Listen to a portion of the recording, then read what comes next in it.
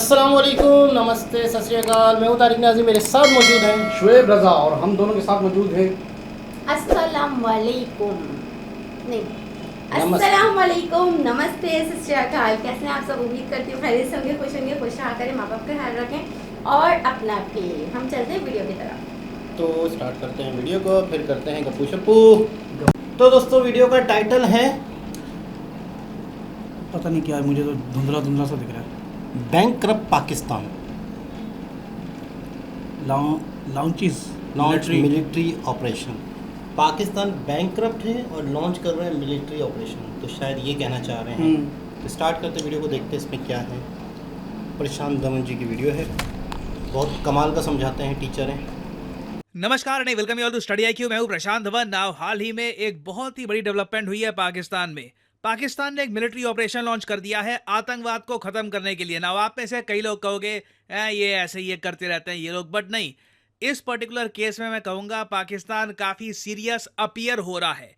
यहाँ पे आप नोट कर पाओगे अज़्म ए इस्तेकाम, ये इनके मिलिट्री ऑपरेशन का नाम है। कई लोग इनिशियली सोशल मीडिया पे कंफ्यूज कर गए थे कि क्या पाकिस्तान में कोई नया ग्रुप खड़ा हो गया। नहीं, कोई ग्रुप नहीं है ये इनकी मिलिट्री के ऑपरेशन का नाम है, जिसके अंडर ये ना सिर्फ आतंकवाद, ये एक्सट्रीमिज्म को भी अपने देश में खत्म करना चाहते हैं। बाय द वे, अज़्म ए इस्तेकाम का मतलब होता है स्ट्रॉन्ग कमिटमेंट। तो इस बार पाकिस्तान कह रहा है कि बस अब ये पुराने ऑपरेशन की तरह नहीं है। इस बार ये लोग कह रहे हैं कि कंप्लीटली आतंकवाद को अपने देश में ये लोग वाइप आउट कर देंगे। और साथ ही साथ ये जो इन्होंने यहाँ पर एक एक्स्ट्रा चीज ऐड करी है ना, कि ना सिर्फ आतंकवाद, जो लोगों के दिमाग में एक्सट्रीमिज्म आ रहा है, इसको भी ये खत्म करेंगे। ये बहुत इंटरेस्टिंग है। ये कह रहे हैं कि लोगों को वापस मॉडरेट बनाएंगे, जो मेन पाकिस्तान की आइडेंटिटी है उसकी तरफ लोगों को लेके आएंगे। नहीं तो धीरे धीरे आप अगर नोट करोगे, पिछले 5-6 सालों में पाकिस्तान में एक ट्रेंड चला था कि ओवरऑल एक्सट्रीमिज्म ये लगातार बढ़ता जा रहा था। लोगों के जो व्यू पॉइंट है ये चिंताजनक हो रहे थे। फॉर एग्जांपल 2018 में एक सर्वे हुआ, वहां पर यह पता लगा कि 67% पाकिस्तानी चाहते हैं कि जो इनका संविधान है, जो लॉ एंड ऑर्डर अभी पाकिस्तान में एग्जिस्ट करता है, इसको खत्म कर दो। शरिया should be the only law in Pakistan. Now जब आपकी देश की 67% जनता ये कहे, ये चिंताजनक है। और फिर मोस्ट रिसेंटली आपने देखा होगा एक केस सामने आया, एक फॉरेन टूरिस्ट पाकिस्तान में गया, कहीं से किसी ने उस पर आरोप लगा दिया ब्लास्फेमी का, और उसको फिर एक बड़ी भीड़ ने जिंदा जला दिया। जो वीडियो सामने आई थी डरा देने वाली थी। बहुत सारे लोग पूरा घेर के एक आदमी को जिंदा जला रहे हैं। और अगेन, ये कोई अकेला केस नहीं है। इससे पहले आपको याद होगा एक श्रीलंकन का केस भी आया था। कई और लोगों के केस इन द पास्ट आ चुके हैं जिन पर ब्लास्फेमी का आरोप लगा दिया जाता है और फिर पाकिस्तान में एक क्राउड आके उनको मार डालता है। तो ओवरऑल बिल्कुल एक्सट्रीमिज्म पाकिस्तान की आबादी में बढ़ रहा है। और अगर पाकिस्तान की गवर्नमेंट जेन्युइनली सीरियस है इस बात को लेकर कि ना सिर्फ ये आतंकवादी संगठनों को खत्म करेंगे पूरे पाकिस्तान में, ये जो एक्सट्रीमिस्ट सोच पाकिस्तान में फैल रही है इसको भी काउंटर करेंगे, ये इंडिया के लिए अच्छी बात है, ये पूरे रीजन के लिए अच्छी बात है। क्योंकि पूरा एशिया ही, एक्चुअली पूरी दुनिया चाहेगा कि पाकिस्तान में जो स्थिति है, जो आतंकवाद यहाँ पे लगातार फैल रहा है, ये कंट्रोल में आ जाए। इससे ऑब्वियसली सबको ही फायदा होगा। इंडिया पाकिस्तान के रिलेशंस इंप्रूव हो सकते हैं अगर पाकिस्तान अपना जो आतंकवाद है ये कम कर ले। मगर यहाँ पे मुझको एक बात ऐड करनी पड़ेगी, जो भी पाकिस्तान कर रहा है ये इंडिया के साथ रिलेशंस इंप्रूव करने के लिए या फिर अपने लोगों की सेफ्टी के लिए नहीं कर रहा। जो मेन प्रेशर आ रहा है आज के समय, ये चाइना से आ रहा है। हाल ही में चाइना की गवर्नमेंट ने पाकिस्तान को कैटेगोरिकली ये कह दिया कि हमारे वर्कर जो सीपैक पर काम कर रहे हैं इन पाकिस्तान, इन पे जो अटैक हो रहा है ये बर्दाश्त हम नहीं करेंगे। चाहे कुछ भी हो, चाहे तुमको पैसा खर्चना पड़े, नया ऑपरेशन स्टार्ट करना पड़े, हमारी वर्कर्स की सिक्योरिटी तुम्हारे लिए टॉप प्रायोरिटी होनी चाहिए। तो जो ये ऑपरेशन लॉन्च किया जा रहा है, चाहे ऑफिशियली इसमें यह बात नहीं बोली गई हो, मगर अनऑफिशियली कह लीजिए, ये चाइना के दबाव के अंडर लॉन्च किया गया है। और इसमें इनकी मेन प्रायोरिटी होगी कि चाइनीज वर्कर्स को अब मारा ना जाए इन पाकिस्तान। नाउ अगर आप मुझसे क्वेश्चन पूछोगे कि क्या ये ऑपरेशन सक्सेसफुल होगा, वेल देखो, इसके चांसेस काफ़ी ज़्यादा कम है। रीज़न मैं आपको बताता हूँ क्या। आप अगर पाकिस्तान की हिस्ट्री देखो 2002 से, जब से 9/11 आतंकवादी हमला हुआ यूएसए पर, पाकिस्तान ने बहुत सारे इस टाइप के कोट एंड कोट ऑपरेशन किए हैं। फॉर एग्जांपल परवेज मुशर्रफ के अंडर हुआ था ऑपरेशन अल मिजान। इसमें भी इन्होंने यही कहा आतंकवाद खत्म कर देंगे। 2002 से लेकर 2006 तक की ऑपरेशन चला। नाउ अगेन कई बार क्या होता है, मैं वीडियो में आपको फैक्ट्स बता रहा होता हूं, मगर फैक्ट्स के पीछे भी एक बड़ी स्टोरी होती है, कई लोगों की जाने गई होती है, वो मैं इतना एम्फेसाइज नहीं कर पाता। एक बात मान लीजिए, हर एक ऑपरेशन जिसका मेंशन यहाँ पे हो रखा है, इसके पीछे पाकिस्तान के कई सिविलियंस की मौत हुई है, पाकिस्तान के कई सोल्जर्स मारे गए हैं, millions perhaps billions of dollars की प्रॉपर्टी का लॉस हुआ है। ये सारे ऑपरेशंस पाकिस्तान ने किए, कोशिश करी आतंकवाद को खत्म करने में अपने कंट्री में। नाउ अगेन मैं ये कहूँगा, जो ग्रुप्स इंडिया के अगेंस्ट आतंकवाद करते हैं उनको पाकिस्तान कुछ नहीं कहता। मेन पाकिस्तान की प्रायोरिटी होती है कि जो पाकिस्तान की गवर्नमेंट को हटाने के लिए जो ग्रुप्स खड़े हो रहे हैं उनके अगेंस्ट ये एक्शन लेंगे। और ये जो सिलेक्टिव अप्रोच है, इसी की वजह से कभी भी पाकिस्तान में आतंकवाद खत्म नहीं हो पाया। ऑपरेशन राह हक, शेर दिल, दुनिया भर के इनके ऑपरेशंस आए, राह रियासत, राह निजात, वेरियस ऑपरेशंस। 2 साल में ऑपरेशन चलता है, फिर ठंडा पड़ जाता है, फिर नया ऑपरेशन आता है। चाहे कियानी का टाइम आप देख लीजिए, राहिल शरीफ का टाइम देख लीजिए, बाजवा का टाइम देख लीजिए, ऑलमोस्ट इनके हर आर्मी जनरल ने ऑपरेशन ट्राई किया, सब के सब फेल हुए हैं।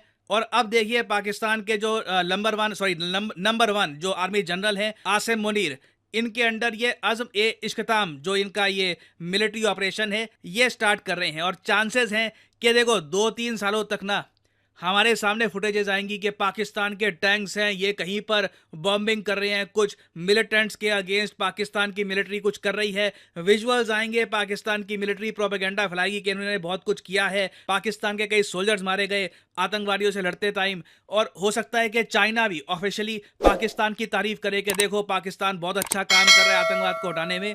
बट घूम फिर के देखिए 2-3 साल ये ऑपरेशन चलेगा एट मैक्स, हो सकता है 1 साल में भी बंद हो जाए, और उसके बाद कहानी जहां पर थी वहीं पे चली जाएगी। क्योंकि जब तक पाकिस्तान सेलेक्टिव तरीके से आतंकवाद को इराडिकेट करने की कोशिश करेगा, आतंकवाद कहीं नहीं जाने वाला। इनको जीरो टॉलरेंस पॉलिसी, जो इंडिया काफी बार एडवोकेट करता है एससीओ में इंटरनेशनली, जीरो टॉलरेंस पॉलिसी आतंकवाद के अगेंस्ट अपनानी होगी, तभी कुछ ये अकॉम्प्लिश कर पाएंगे। नहीं तो ये ऑपरेशन इसी तरीके से 2050 तक चलते रहेंगे। और वैसे मैं आपको ये बता दूं, आने वाले 6 महीने और 1 साल तक मैं कहूँगा, इस टाइम फ्रेम तक पाकिस्तान की मिलिट्री हैवी प्रेशर में भी रहेगी। क्योंकि ये ऑपरेशन शुरू करने के बाद भी मान लो कि बलूचिस्तान लिबरेशन आर्मी या फिर किसी और जो सेपरेटिस्ट ग्रुप ने एक बड़ा अटैक कर दिया चाइनीज़ वर्कर्स पे, फिर से बहुत सारे चाइनीज़ वर्कर्स मारे गए, पाकिस्तान की मिलिट्री की मैं कहूँगा बहुत ज़्यादा इमेज ख़राब हो जाएगी, ना सिर्फ पाकिस्तान में, पूरी दुनिया में ही। एक्चुअली ऑलरेडी ख़राब है, एक थोड़ी सी एक्स्ट्रा एक नया लेवल ये लोग अकॉम्प्लिश कर लेंगे। तो ये टॉपिक न्यूज़ में रहेगा, इससे रिलेटेड डेवलपमेंट्स आती हैं तो मैं आपके लिए बाद में अपडेटेड वीडियोस ले आऊँगा। फाइनली यहाँ पे मैं आपसे पूछूंगा एक क्वेश्चन, भारत बहुत ही जल्द एक मिलिट्री लॉजिस्टिक्स एग्रीमेंट साइन कर लेगा किस कंट्री के साथ? नाउ इस टॉपिक से रिलेटेड मैंने आज ही एक शॉर्ट वीडियो करी है अपलोड। कई लोग कमेंट्स में कह रहे थे कि इस पर एक डेडिकेटेड वीडियो चाहिए।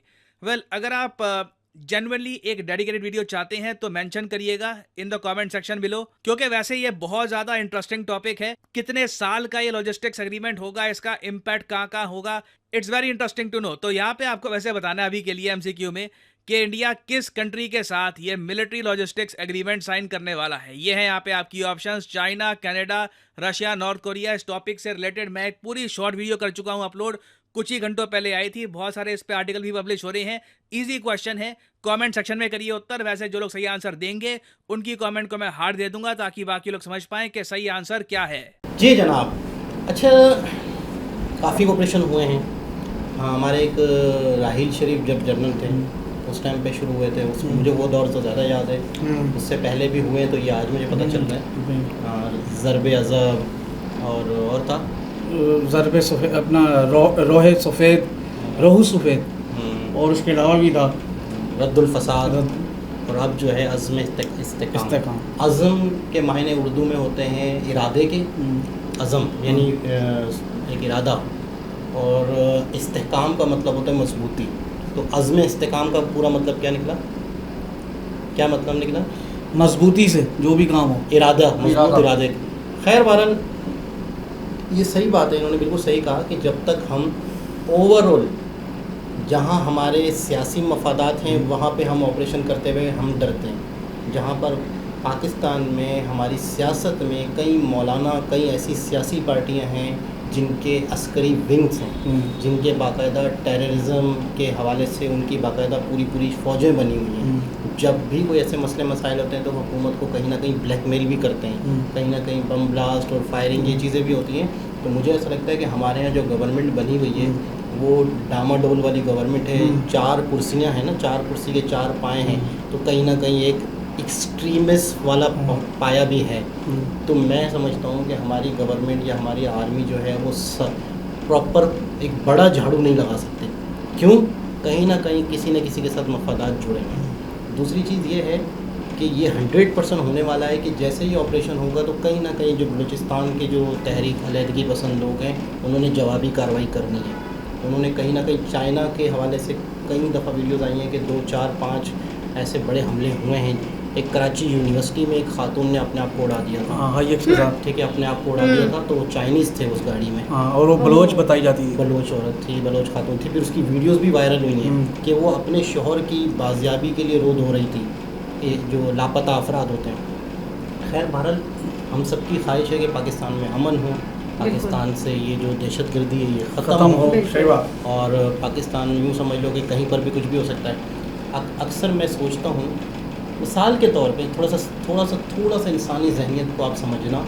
एक शख्स ने कुछ गुस्ताखी की है नहीं की, वो तो बात की बात है, फ़र्ज़ करते हैं की है, 10, 15, 20, 50 लोग उसको मारते हैं, उसको लहू लहान कर देते हैं, उसको ज़ख्मी कर देते हैं, उसको आग लगा देते हैं। सिर्फ इस बात से अंदाज़ा लगाएं कि हमारी जहनी सोच, हम कितने पत्थर दिल क्या हो चुके हैं कि हम अगर कोई 10 बंदे मार रहे हैं, अच्छा जब मार रहे होते हैं कोई, आप खुद ईमानदारी से बताना, 4-8 लोग मार रहे हैं, फिर वो 50 हो जाते हैं, ईमानदारी से बताना उस दौरान कोई इंक्वायरी कर सकता है कि यार ये क्यों मार रहे हो? तो वो बंदा पूरी डिटेल देगा, यूँ हुआ था, ये वाकई यूँ था, इसके लिए हम मार रहे हैं। इतनी देर में कोई रिसर्च नहीं हो सकती, सवाल ही पैदा नहीं होता। हम दूसरों को मारता देख के 50 और हो जाते हैं, 50 और हो जाते हैं, 250, 500 लोग एक बंदे को मार रहे होते हैं, आग लगा देते हैं, जला देते हैं। तो क्या इसका मतलब है हम जानवर हो चुके हैं? तो एक शख्स ने कहा कि यार हम जानवर हो चुके हैं। तो मैंने कहा मैं आपको एक मज़े की बात बताऊँ, 2 शेर आपस में लड़ते हैं ना किसी मादा के लिए या इलाके के लिए, तो मैं आपको सच बता रहा हूँ, ये बिल्कुल सच बता रहा हूँ। मैंने इतनी नेशनल ज्योग्राफिक देखी है जानवरों की डॉक्यूमेंट्रीज, जब एक शेर दूसरे शेर पे हावी हो जाता है ना तो दूसरा शेर मुड़ के इलाके से निकल जाता है, ये वाला शेर उसको मार नहीं देता। आप यकीन करें, 2 हिरन, मर्द हिरन, नर हिरन आपस में लड़ते हैं, एक कमज़ोर पड़ता है, साइड पे हो जाता है तो वो इलाका उसका हो जाता है। जानवर आपस में ताकत आजमाते हैं, बैल होते हैं, ज़ेबरा होते हैं, बिल्डरबीज होते हैं, ये आपस में ताकत आजमाते हैं इलाका, क्योंकि इलाके का मतलब खुराक, घास उगती है इलाकों में, इलाका मादा। ये 2 चक्कर में लड़ाई होती है इनकी। लड़ाई मौत तक नहीं जाती, बहुत कम ऐसा होता है कि दोनों नर हार ही ना मान रहे हो तो मौत तक चली जाती है, कोई सींग ऐसा पेट में लग जाए, लेकिन एक जब कमज़ोर पड़ता है साइड पे हो जाता है।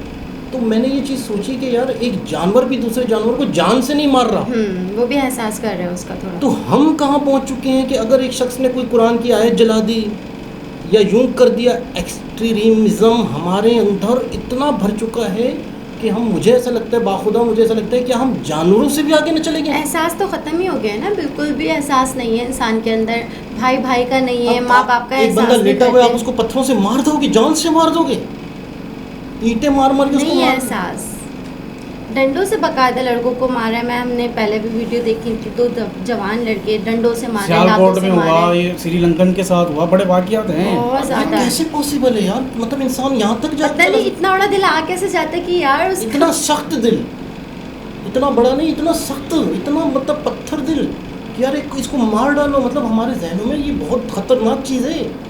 अगर आप तसव्वुर करो, ये न्यूज़ आ रही है, 12 साल का बच्चा देख रहा है, उसके लिए नॉर्मल हो जाएगा, कल को आने वाली नस्ल क्या करेगी? बिल्कुल, उनके माइंड भी फिर ऐसे सेट होंगे ना, जैसे जो दिखाया जा रहा है, जो दिख रहा है उनके साथ जो हो रहा है। आपको कुछ याद राहिल शरीफ का दौर, किसी का दौर? नहीं, मैं बिल्कुल, मुझे तो मुशर्रफ का दौर भी याद है, कियानी का दौर भी याद है, राहिल शरीफ का भी याद है, लेकिन मुझे ऐसा लगा कि जिसने कम अरसे में ना तेज काम करके दिखाया, राहिल शरीफ। अच्छा, राहिल शरीफ के बारे में ये भी मैंने सुना कि यार राहिल शरीफ से बड़ी लोग मोहब्बत भी करते थे। राहिल शरीफ के दौर में लोगों को आर्मी से बड़ी मोहब्बत भी हुई थी, लेकिन आज भी सवाल किया जाता है राहिल शरीफ कहाँ है? कहाँ है?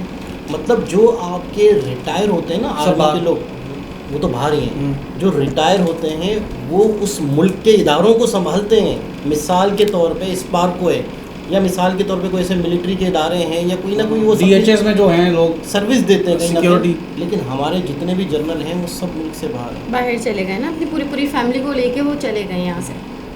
ये हालात हैं, लेकिन देखते हैं इन फ्यूचर क्या होता है। हालात अल्लाह बेहतर पाक जो भी हों। अच्छा ही हो, यही उम्मीद है। बाकी तो बुरा तो आपको बहुत क्या लग रहा है, देखते हैं। कामयाब रहेगा ऑपरेशन?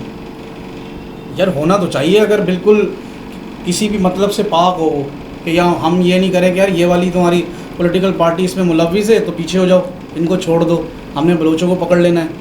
अच्छा, बलूचिस्तान के अंदर भी ना दो मामला हैं। या तो वो अपने आप को जो बलोच पाकिस्तानी मानते अपने आप को तो वो कौमी दायरे के अंदर आए, नहीं मानते तो फिर ये वाले काम तो ना करें ना यार। ये जैसे हुआ है अभी लास्ट टाइम, वो ये जो औरत ने धमाका किया, वो अच्छा इसलिए किया कि पहले उन्होंने एहतजाज किए हैं। ये लोग बता रहे हैं कि एहतजाज किए हैं, हर दरवाज़ा खटखटाया है। जब कहीं पर भी सुनवाई नहीं होती तो ये कहते हैं कि फिर आखिरी हल ये है। नहीं ये एहतजाज किस चीज़ के लिए किया? कोई पकड़ा होगा ना इनका। हाँ, हस्बैंड। तो वही तो मैं कह रहा हूँ कि वो क्यों पकड़े जा रहे हैं? सिंध से नहीं पकड़ा जा रहा, नहीं, पंजाब से नहीं पकड़ा जा रहा नहीं, नहीं, कह रहे हैं कि जो पकड़े जा रहे हैं ना उनका एहतसाब करो, उनको अदालत में लाओ। बिल्कुल सही, बिल्कुल गायब सही। हैं बंदे, बंदे गायब कर देते बंदे हैं ना, गायब। बंदे गायब हो एजेंसीज जाते हैं। मुलव्वी से जो कहने का भी है। मतलब। लेकिन वो कह रहे हैं कि जो बंदे पकड़े जाते हैं आप उनको अदालत में लाओ, उन पे केस लड़ो, उनको फांसी होनी है फांसी दे दो। एक औरत का शौहर गायब है, एक माँ का बेटा गायब है, तो वो कहाँ से चैन आएगा उसे यार? कहते हैं जो केस चलना है, जो उन्होंने गलत किया है उस पर केस चलो। ये इशू था। मुझे यूँ लगता है कि हमें ना ये वाला तो एक अलग इशू है। एक वो इशू जो बता रहे थे जैसे श्रीलंकन को मारा गया है और 2 लड़के भी मरे, एक्सट्रीम वीज़ा। वो ये होना चाहिए कि हमारे जो बच्चे स्कूल्स पढ़ रहे हैं ना, KG से लेके आते हैं, मिडिल में आते हैं, मैट्रिक तक जाते हैं, फर्स्ट ईयर इंटर, इनके ऊपर तो वो लागू होता है कॉन्स्टिट्यूशन ऑफ पाकिस्तान। लेकिन जो मदरसे के अंदर बच्चे हैं ना वो ऐसे ही चल रहे हैं, मतलब वो कोई रिकॉर्ड में नहीं है। वहाँ से ये सिस्टम सारा बिल्डअप होता है। ऐसा भी है कि मदरसों में बहुत ही ज़्यादा मतलब शिद्दत पसंदी पैदा होती है, और हमारा हज़ारों की तादाद में, लाखों की तादाद में, करोड़ों की तादाद में बच्चा मदरसों में पढ़ रहा है, और मदरसों में हम लोग गधे पैदा कर करके भेज रहे हैं इस मुल्क में, जिसकी वजह से इस मुल्क की कोई प्रोग्रेस ही नहीं हो रही। हमें क्या मौलवी चाहिए बहुत सारे? मतलब मदरसे में तालीम है ना दीनी, तो क्या हमें बहुत सारा मौलवी चाहिए दुनिया में भेजना है? दुनिया को मौलवी चाहिए? नहीं, मौलवी वाली मिसाल तो ये है ना कि आप ये देखें कि हम जब रमज़ान में भी नमाज़ पढ़ें, अदरवाइज़ जुम्मे की नमाज़ पढ़ें, तो मौलवी तो एक ही होता है, पढ़ने वाले बेशुमार होते हैं। और दूसरी बात ये है कि हम धड़ाधड़ मौलवी बनाते हैं। फर्ज करो आप बताएं, ये कि मस्जिद चल रही है, क्या वो मौलवियों से चल रही है या वो कारोबारी लोगों से चल रही है? कारोबारी लोग ही चंदा ना दें, मस्जिद को चलाने वाले कारोबारी लोग, बिजनेसमैन लोग ना हों जो मौलवी नहीं है, मस्जिद कैसे चलेगी? खैर बहरहाल टॉपिक तो बहुत लंबा हो सकता है। दोबारा किसी और वीडियो से आपसे मुलाकात होती है, जब तक के लिए